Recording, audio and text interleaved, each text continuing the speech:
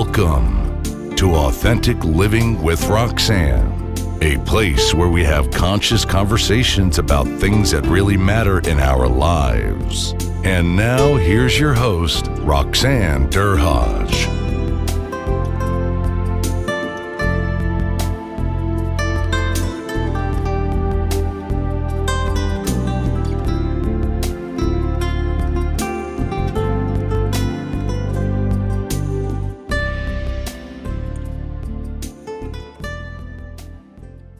It's Roxanne Derhodge of Authentic Living with Roxanne. Thanks for joining me again today. Today I have a special guest, Karyne Messina, here with us. And Karyne has done a lot of fantastic work in the field of psychology and has published several books. So Karyne, thanks so much for coming on today.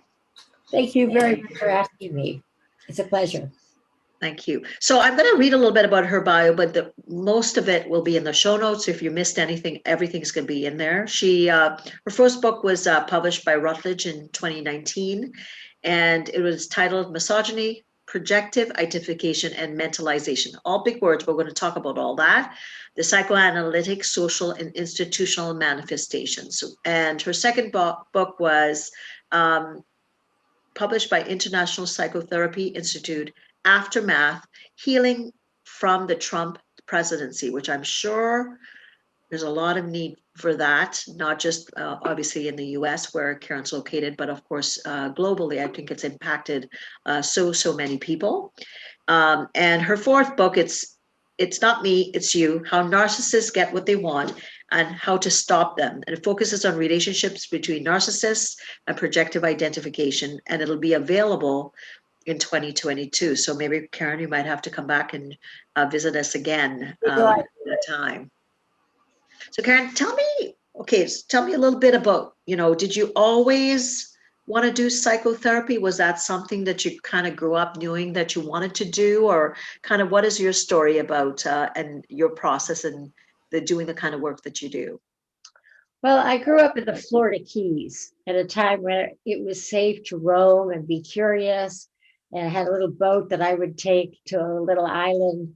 And it was okay to do that sort of thing then. Parents are so worried, and rightfully so. I understand it. But I had very loving parents. I was an only child and I had a lot of opportunity to be curious and, as I said, to explore. And I used to climb trees a lot too, and think as much as a little kid. I don't know how profound these thoughts were, but I figured out my father had a restaurant, and people were either coming to the Keys to go to something or to get away from something in the North, the West, or wherever. And so I sat and listened to people talk. And I realized that everything, or this is what I thought as a child, and I still believe this, that everything a person is an accumulation of their experiences up to any moment in time.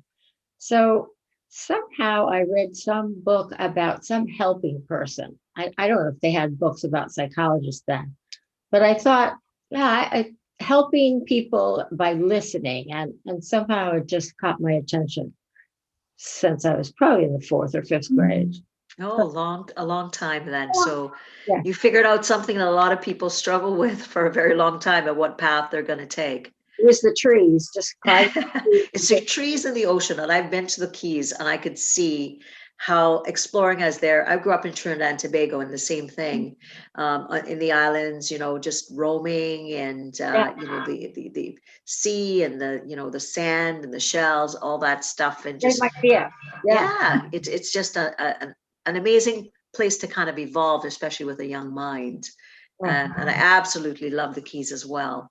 So let's talk a little bit about kind of I'm going to say the space we're in, Karyne. And, you and I, we sit behind closed doors and we talk to people about the deepest, darkest things that are happening in their lives.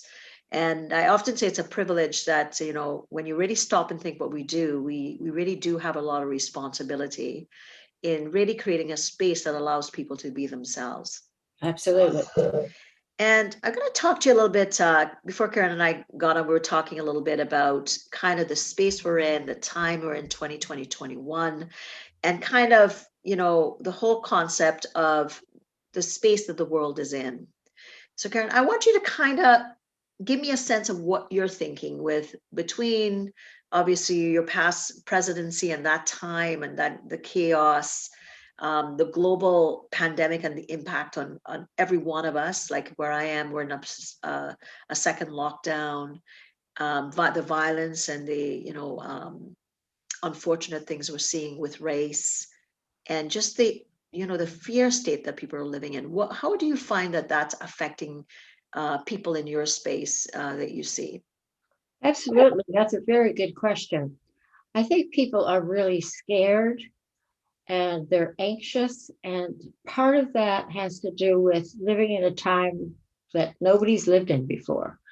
COVID created a sort of a base for that. And then what happened with the election and what's happening now with all the overt racism that's been there all along, but there's now something that's more palpable about it. So I think people want to get involved, but I think there are some who are hesitant because they don't exactly know how to do that.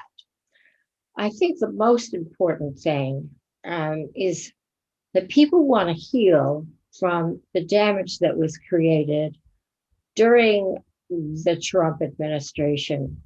And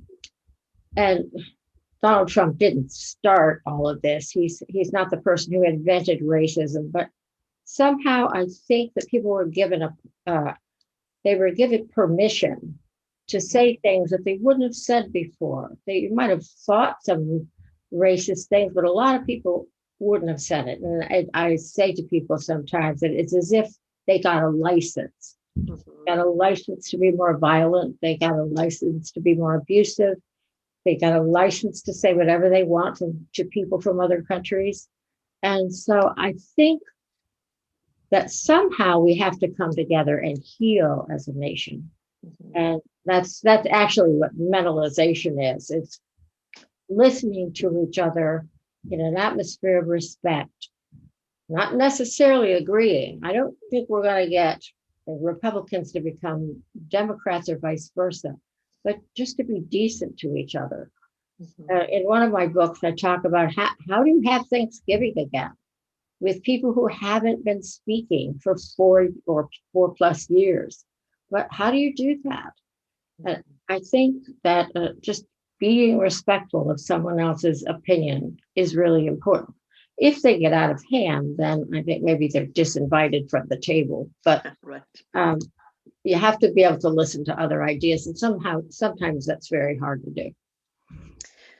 So what do you think some of the core fundamental things that need to be healed from that era? Like, what is it, like in your book, your second book, when you said the aftershock of how the Trumpian projective identification and resurgence of populism are changing the landscape all over the world? Yeah, and I'm now writing a book about populism all over the world. But I think it's important first for me to talk about, just very briefly, projective identification, because it happens all the time in all kinds of ways. Trump was a master at it, but another term that I use instead is blame shifting. So I think we all know that whether you like Donald Trump or not, if it in a moment of silence with yourself, I think people know that he blamed everyone else. It's never his fault. He never took responsibility, never said he was sorry. It was always the other guy, whether it was women or whether it was Biden's son, whoever he was talking about. He loved people until he decided they were no good. Then it was their fault. So projective identification is projecting something about yourself that you don't like, and then saying, it's not me, it's you. You're the one who did it. The problem with this is that the recipient of the projection, or the person who has received the blame, can often start to feel that they are actually damaged, or that they They are doing what the other person is saying. The projection is coming from the first person, person A, Trump. But someone else could start to believe, well, is he right? How could that be? A good example is domestic violence. A man comes home, he's just ranting, raving. Maybe he had a bad day at work. And he comes home and he starts ranting and raving about his wife. And maybe he shoves some plates on the floor and tells her she's a sloppy housewife. Well, it's really about him. But if someone's vulnerable, they can think, oh, am I really messy? Did I really do that? So over time, that just really seeps in and they can have major problems. So it's so some of the traits of a narcissist. Maybe some people listening wouldn't know some of those basic things. So of course, blame shifting was one of them. Not being able to listen and understand your role in maybe an interaction or a conflict. What are some of the, no empathy. They often they have to be right. They don't apologize. All of the things that they're very boastful. Right. Very arrogant. It's kind of grandiose in their thinking that they're better. They're better than the others. Better than everybody else, probably including you. If you're associated with them, and then you may be okay. But they also, underneath this thin veneer of bravado and now being Mr. Tough or Ms. Tough, they really are pretty insecure. But they can't let anybody see this. So they have all these ways of fighting off this deep insecurity. I don't know if people often realize that, but I think, well, I'm not Trump's therapist. So but we all know people who don't feel good about themselves, but you wouldn't know it from their words. They talk about how wonderful they are, how great they have the best car, the best house, the best this, the best that. But most of the time that's a cover. Right, because so they're so busy creating the facade so that they need to maintain this facade, because the fear, like you said, is that the thin veil would really show that small little part of that part of them that feels so small, that they're working arduously hard to ensure that nobody sees that. Yeah. And so, of course, and you think of what was happening, in the US with so many people were in pain just by, unfortunately, like you said, it was like an implicit, sometimes people would say explicit, inciting, using some coercive things that people didn't even know they were in the kind of the malaise of it. Right. And it was nonstop, like ongoing. And you kind of look at things. Yeah, I know, looking at, or just having people talk about it, they'd go, can you believe, that was the thing. Can you believe what? And then we'd be like, oh my God, like, is nobody going to rail this man in? Is nobody going to grab his phone from him and, tell him he can't tweet that? It would just, after a while, it was kind of, you kind of looked and you said, I think we're kind of like in a movie and somebody's going to, hit eject or something. Timing myself, but hitting, okay, this has got to end. And obviously it took a lot for that to get. So I think a lot of people, globally, not just within the US, everybody was just really fearful of watching the way things were going down. Absolutely. And what I'm finding more and more as I research and write this next book on populism, that this is like Trumpian populism it's burgeoning. It's emerging all over the world. Now, some of it was already there, but in some places in Eastern Europe, the Philippines, in various places, it's just popping up, and it looks like a carbon copy with cultural differences, but it looks like a carbon copy of what happened here in the last 4 years. And it's really scary. For one thing, I just happened to see yesterday that reporters are, they're getting attacked in various places by police. There was some in Minneapolis. A reporter was arrested, not for anything outrageous, but just because the person was there in a protest. And so one common element in populist countries is that free press gets shut down.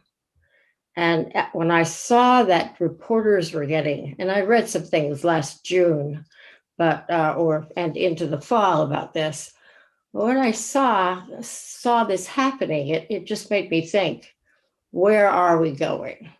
So tell me a little bit about populist environments, because I'm not, I have limited knowledge, and I'm wondering if, people listening, you're saying it's showing up. So you're saying a concept where potentially these kinds of behaviors are showing up more in subcultural contexts, like smaller environments where people are being led by somebody that's where their vision is skewed. Is that what populist is?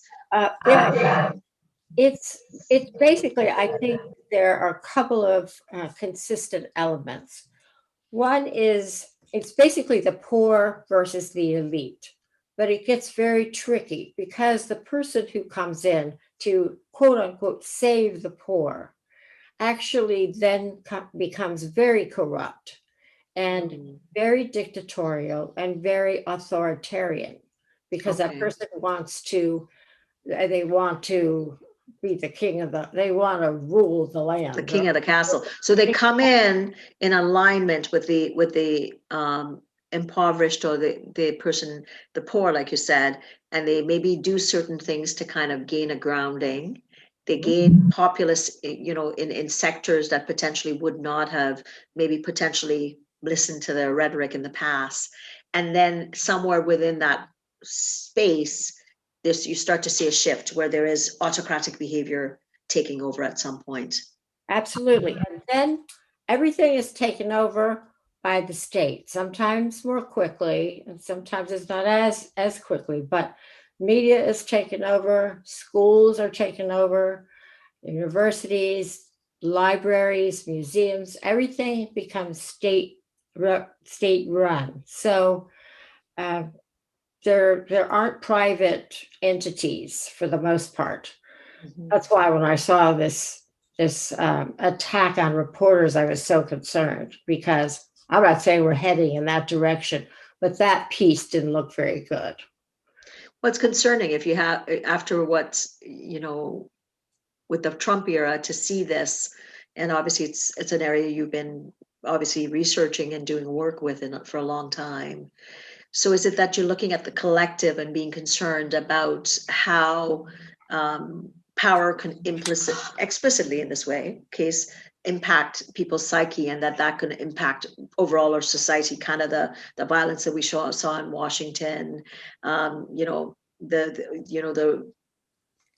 Black Lives Matter, and kind of how that went, and what really was the truth behind some of the riots. Was it incited by, we've heard so many things, but then the thing becomes, at the end of the day, we're in a mess, right? And people are to decipher what is real, what is not, what is good, what is bad, and what side of the fence should I stay on?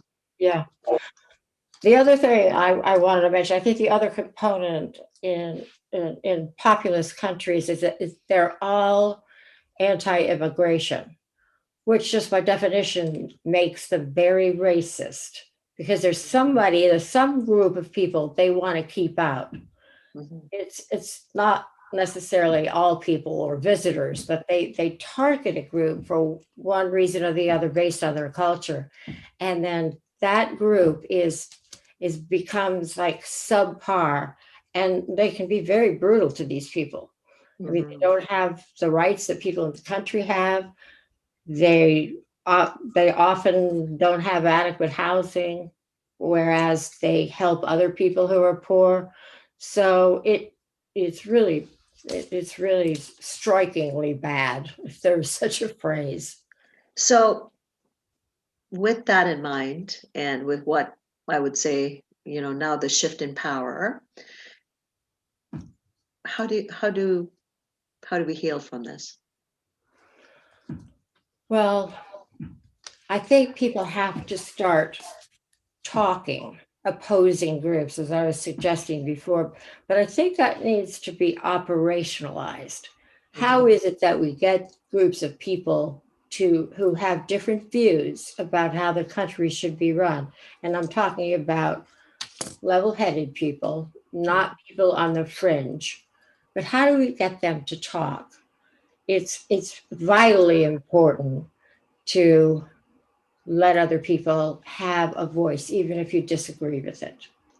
So I think that we have to start organizing somehow groups of people who get together and talk about their feelings about this, their political views, their views on gun control. You don't have to like it. And gun control is particularly a very difficult thing to talk about because of all the violence that has increased lately. But people just need to be able to state their views. Right. And that's the part of the healing process, right? Because here we're saying everybody's in fear, right? All the major disruptions that we've seen, whether in your country or just globally, and we're not seeing any end in sight. And then we know as human beings what do we need? We need pockets of certainty. We need to kind of feel like we have some semblance of control, but that's something that's been, I would say, elusive is probably not the right word at best. We've been living in this limbo, and it continues over and over again. Like I said, we just recently extended a lockdown that started 3 weeks ago, here in Ontario, Canada, yet again, right? So it's going to take a while for us to feel, I'm going to use the word safe, and you and I know what that means, but it's a collective safety that we've lost. There is one concept that I've heard about lately that I think makes sense. And I don't know about the group per se. I just know about how they came together. I believe Lincoln had used the term better angels in a speech. And so I think they were known as the better angels. Now they've become, I believe, the brave angels or braver angels. That basically there are people, and this started, I think, in 2000, around the time Trump came into office. So it predates the insurrection, and it predates some of the very difficult things that happened. But the idea was to get Democrats and Republicans, the same number as I understand it. This is just from what I've read. So if they have a group, they have the same number of Democrats than they have Republicans. And they get together in various cities and talk about very heated but important issues. So something based on that type of model, I think needs to get started, where there are activists who will put this together, who are activists and organizers who will put these kinds of groups together. There are lots of things people can do, but I think we need to do something that's tangible. We can talk globally about we should do this and we should do that. I think on the ground, setting things up is going to be really important. So starting microscopically, right? Like a bit at a time, and like with this uncertainty, and what it's done to the overall psyche of most of us is that, what is the new normal, first of all, which whatever that is. But again, just starting at the group, let's use the word grassroots, where you have these subsets of people that's willing to almost like in a way create a space of safety to mediate on some pretty big topics, and going from, like in your case, state to state, or city to city, just kind of talking about really, and having people use their voice again, right? Like, which is what I talk about a lot about being your authentic self and your voice, right? Yeah. So like you said, whether you're on this side of the fence or this side of the fence, and you're going to be polarized potentially, how do you bridge that gap so that people can feel heard and like and I mean, this may be trivializing it, but to agree to disagree, but at least have a respect, to be able to go back to, kind of people living together again, versus there being such, I'm going to say volatility, which, like you said, has erupted for such a long period of time. And you and I know as a psychotherapist that if you don't address the space that with I'm going to use the word disillusionments or these bombs that have gone off, you can't move on. You have to address this first to be able to kind of recreate a platform to move forward from. Yeah, I think one of the main purposes is to talk, but also to build a sense of community again. So many people feel like they don't have a community anymore. So if you're with people in a community forum or a group forum and you're talking about various ideas, you get to know the person on the right and the left. And you might think, well, gee, this is a sensible guy, or this woman makes a lot of sense. So it's like really knowing people in your community. I think that's sort of what is the kind of key element that might make this work. It's great to talk to people in various cities, but if you meet regularly to talk to people who you get to know and you realize, well, this person of color, this is a great guy. Where have I been all my life? I mean, that's, I think, how you break down some walls in racism as well. When you meet a person who's from a different culture and you realize this is a family member. This is a wonderful person, just like my family. So right, because if you're not spending time with someone, you may not recognize there's so much basic affinity, because if you're, say, for instance, with you guys from the South and the North and all those differences, and whereas here in Canada we still have the same kind of problems, but there's just not the great divide, but it exists, with our our parity issues or cultural issues, they're the same, but it's not as it's heightened, but it's not as heightened as public as we see out there with you, in the US. Yeah. So let's talk a little bit about the people that you're seeing right now with all the things we're talking, which we're at.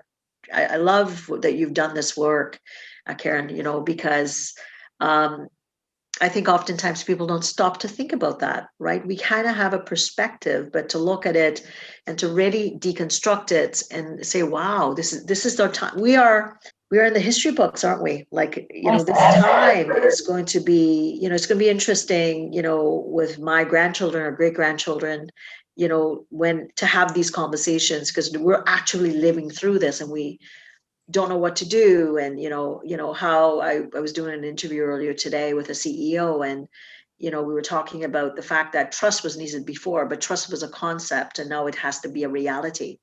Absolutely. It's brought us to our knees in that we want deeper things, even though we're in fear. Absolutely. I think people, well, as I said earlier, because of the pandemic and because of the insurrection, the violence that's erupting more frequently, or so it seems, I think people are really frightened, but they don't want to remain frightened. They want to come out of their houses. Some are beginning to feel a bit of relief because there's an end in sight with COVID, hopefully. And I think that what I am hearing is they want to get involved in something where there's meaning. So it's about, they want to be authentic. They don't want to fake it anymore. I hear people say, I don't want to just go out with the Joneses or this group or that group just to go out. I want to go out with people who really mean something to me. So when you start thinking about your community and who you want to associate yourself with, then that also leads to who you want to be yourself. I think that there's going to be soul searching, who I really want to be, without all the frills. And that, of course, is the essence of authenticity. and on an individual basis, I often think of D.W. Winnicott's true self and false self. His idea, he came up with this in the, I believe it was 60s. It could have been a little bit before that. But his idea was, well, a true self is somebody engaged in life doing what they want to do, what they have a passion for. Joseph Campbell, I think, called it in the 60s, following your bliss, but doing what you really have a real deep desire to do. If you do that and you're true to yourself and you're not listening to this one or that one or parents or spouses, significant others saying, no, you ought to do this instead, then that's accessing your true self. But what happens is that people they want to belong, they want to be approved of, they want to be part of a group. And I'm not criticizing any of that, but that's what leads people to this false self state, where they're doing things that other people want them to do, not what they want to do themselves. Sometimes there's some examples that come to my mind. It can be with very little things. Like someone will say, couples, they'll say, well, when we go out to dinner, I never say where I really want to go. I never tell my significant other where I want to go. I just go inside and I'll say, well, you have no opinion about what you want to eat. And they'll say, well, yeah, but it's not that big of a thing. Well, but that happens if it's happening on that level. It's probably happening in other areas too, where other people are directing your life. And so I get people to start with very small things. Well, maybe when you're asked next time where you'd like to go to dinner, maybe you don't have an opinion, because maybe you're in the mood for Chinese food and maybe you're not.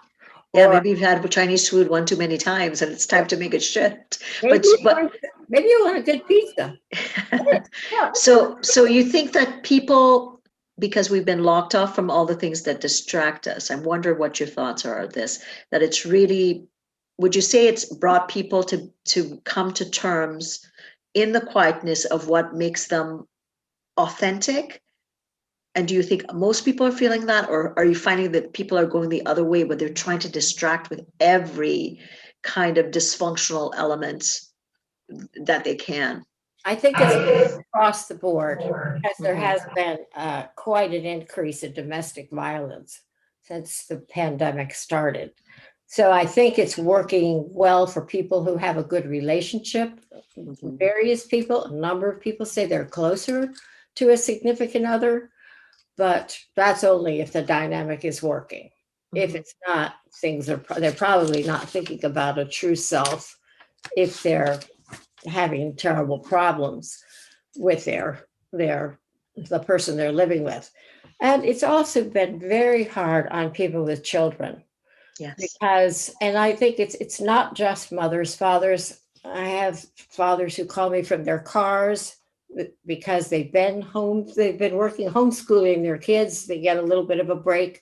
They think they can run out and get a little peace for 50 minutes, and then they run back and do another assignment. So it's been really hard for families when they've had nobody really signed up to be somebody in the workforce and to be a teacher and to take care of all the things one has to take care of to run a family. So there are plenty of real life things that have distracted people.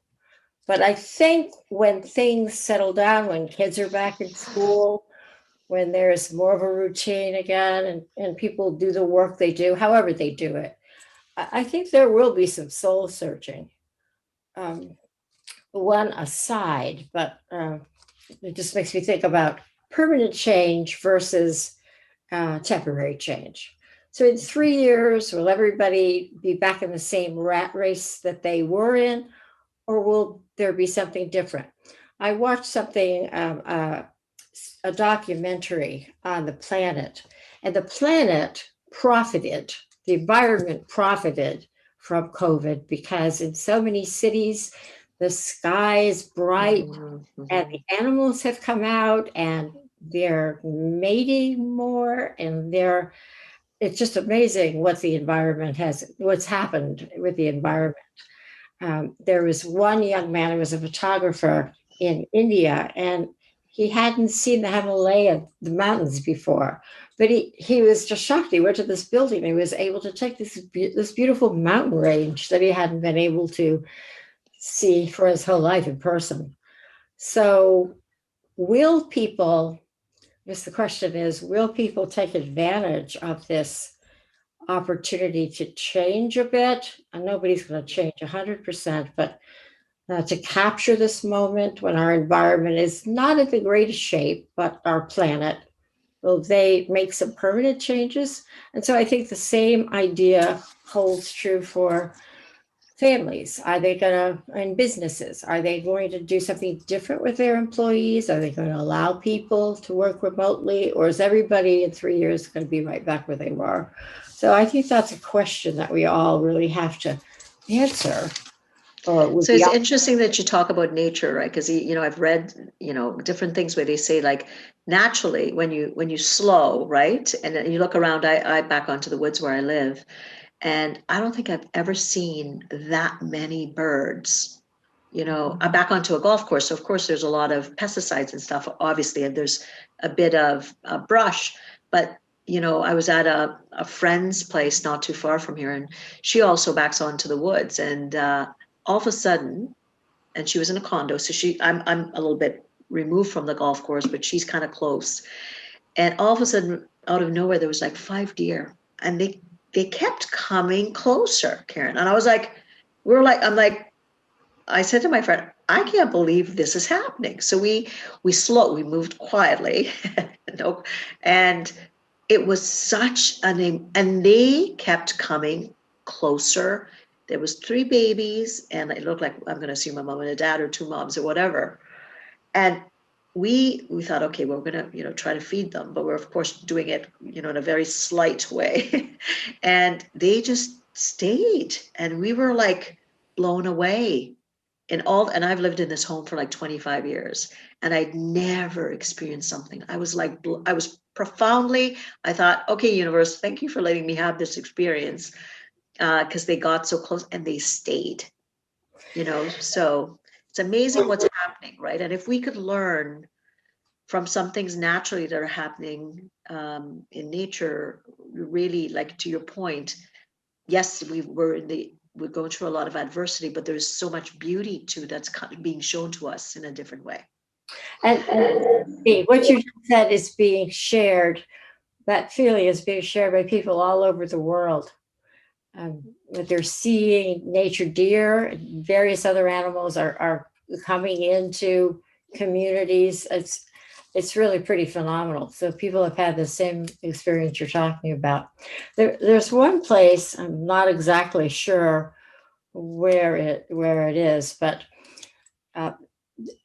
so tribal people planted food that they grew to eat, and the elephants were coming into the villages at night, and they were taking the food.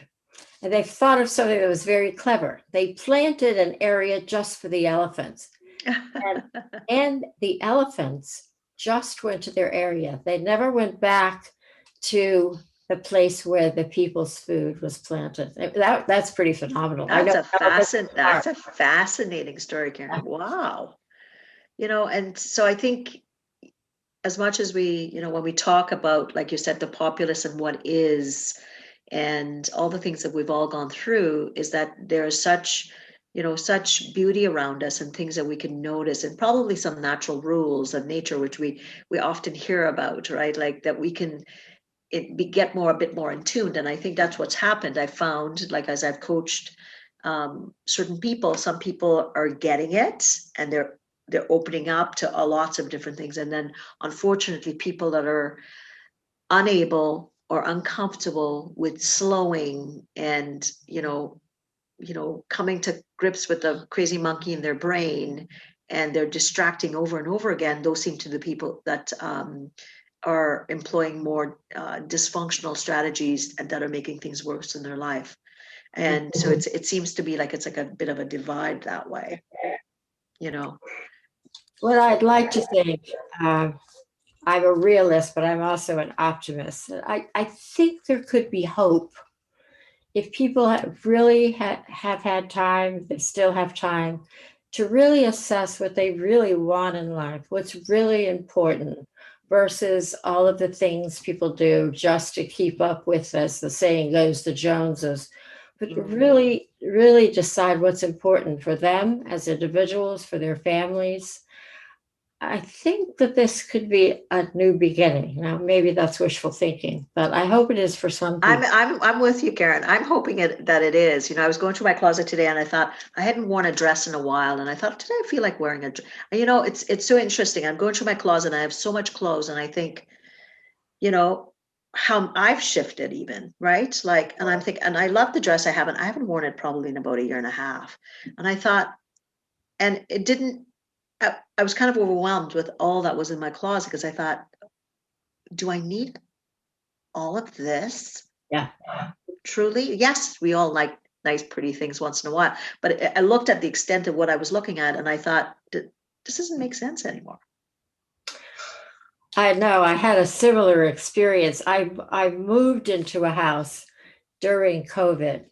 So some of my clothes ended up in a downstairs bedroom closet, and everything else was upstairs. It was put upstairs, and that's where it stayed. I haven't touched those things. I've been wearing what's in the downstairs closet, washing it, wearing it again. And I've had the same realization. Do I really need all of that stuff in the upstairs closet? I think the answer is no. I think you're right as well. So for people listening, right, we've talked, you know, we started off very macro, and I'm going to say I'm going to use the word dark, because if we were to really sit with our feelings, and I know you and I, you know, we are in the space where you should sit and really sink into what you're feeling. There's a lot going on. But if there are people out there that are really just saying, you know, I'm sad, you know, I hear what you're saying, but I'm struggling. What are a couple of tips that you could give them, Karyne, from your wisdom and expertise to guide them to the spaces that we've been talking about? Well, I think some people can do this by themselves, and some people need a guide. Mm-hmm. If people can do it by themselves in a quiet time or place where they have a moment to just kind of take a self-inventory of, you know, where they've been. Some people like to write these things, could be written in a journal, but where they've been and where they want to go. And if they want to go someplace that they haven't been, how are they going to get there? Like, what are the goals? What do they have to do to change to be able to live the life they want to live? And some people can do that by themselves. I think other people need a guide, and often a guide is a therapist. And it's sort of like going. It could be Yosemite. It could be any park, any place in the world. Yes, these days you can get your phone out. You can get some kind of Google map or some other map for that particular place, or an app, and you can go through that forest or that park. But if you go with a guide, you're going to see many more beautiful things that you've never seen before. You're going to see some of the deer you're talking about and other animals. And sometimes it's good to go with a guide, because then you've gone down other paths that you wouldn't have gone down because of the experience of the other person. And at the end of the trip, you can go back to that path again and go down it by yourself. So, well, I've never heard it put that way, because generally, maybe I should try that delivery when you're trying to explain it to people, because most people are afraid to talk to people like you and I. And I often say it should be, this is my analogy. I said, you know, when we go to a doctor's office, we sit in the waiting room, oftentimes way too long, with 30 other people. And when you see a psychotherapist, it's like, you know, high level mission where nobody's going to run into anybody for fear that they'd have something going on. And I said, not until we get to the space where we can all sit and wait in the waiting room at the same time, thinking we all got something going on before we go in, are we going to be there? And that's where I think mental well-being the acceptance that our mind is equally as important as our body, as a valuable, and it's one and the same, that that's when we'll see potentially, I hope in my lifetime, the shift to where people would just just relish in it and accept that's a part of us that we need to keep equally as healthy, because it's a part of our body. So Karyne, I've so enjoyed our time. I'm sure my listeners are going to enjoy the space that you brought with all your amazing writings and the perspective, which oftentimes I think we may not speak about from I would say, a macro level all the way down to the micro. So for people that are wanting to get connected with you, or maybe wanting to buy some of your books or anything else that you offer, let people know where they can get a hold of you. Well, they can. My email address is available, which is, well, the spelling is a little bit different, but well, you know what, Karyne, you can spell it, but you can send it to me as well, and I will make sure it goes in the show notes. Okay, that would be good. I also have a website. I have an Instagram account that I post on every week regularly. So I'll send you that information. Awesome. Well, thank you so much for everybody listening. Yes, it's been a tough time on all of us, but look around, enjoy, and think about what is it that you can let go of that you no longer need, like my clothes in my closet, and that what Karyne shared too. Let go. Try to let go and relish the moment. We will get through this. We are resilient, and potentially at the other end of it, there will be something a little bit more appealing for all of us, not just our countries, but hopefully globally. So again, Karyne, thanks. And for anybody wanting any information on authentic leadership, please go to roxannederhodge.com. Thanks for tuning in to Authentic Living with Roxanne, creating the space for positive, healthy change. Roxanne is a keynote speaker, psychotherapist, and coach. To work with Roxanne, visit roxannederhodge.com/blueprint. We'll see you next time on Authentic Living with Roxanne.